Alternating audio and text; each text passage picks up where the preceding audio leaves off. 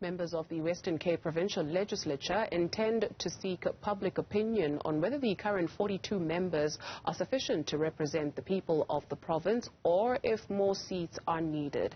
An ad hoc committee made up of 15 members representing all the political parties in the legislature has been set up to work on the issue. Let's get you more information on this. We're joined by DA member of the Western Cape Parliament, Andricus van der Westhuizen. Thank you very much, sir, for availing yourself this afternoon. Perhaps if you could detail for us where initially this decision came from, what brought this on? Hi, good afternoon, Rosine.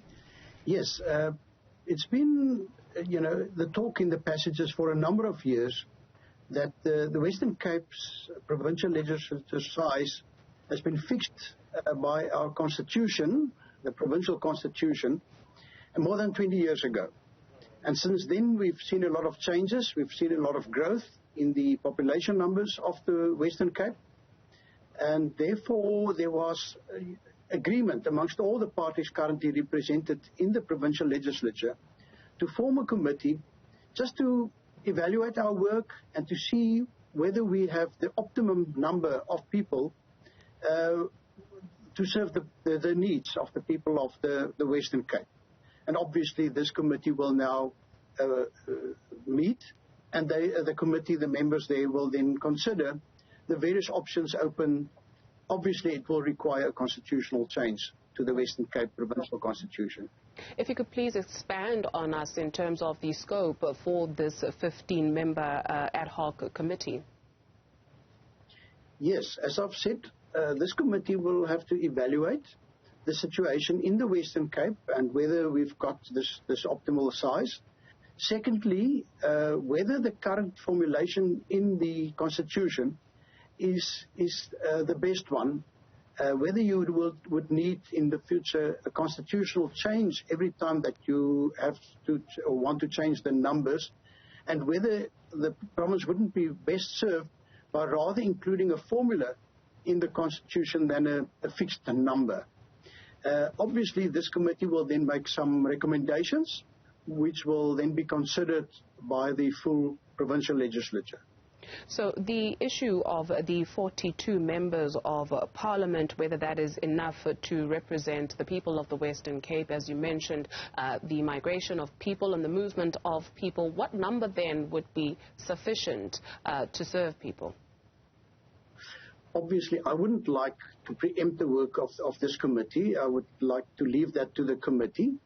And I think what the committee will probably also do is to look at other provinces and to see where we can find examples of the best cost efficiency in terms of representation.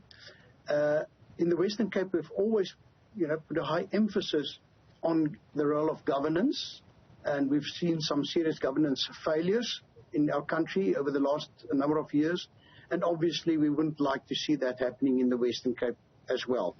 So I think strengthening and finding that optimum point in terms of its governance role will be the main aim of this committee.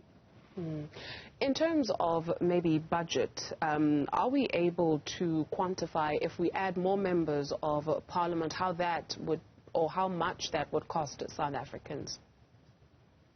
I believe indeed, you're correct, we would be able to predict fairly accurately, the additional budget that would be needed should the number of members of the legislature increase, because obviously there are the allowances that members receive, there are costs involved, and obviously I think one can just imagine that the support staff will also have to increase in numbers to be able to serve a bigger provincial legislature.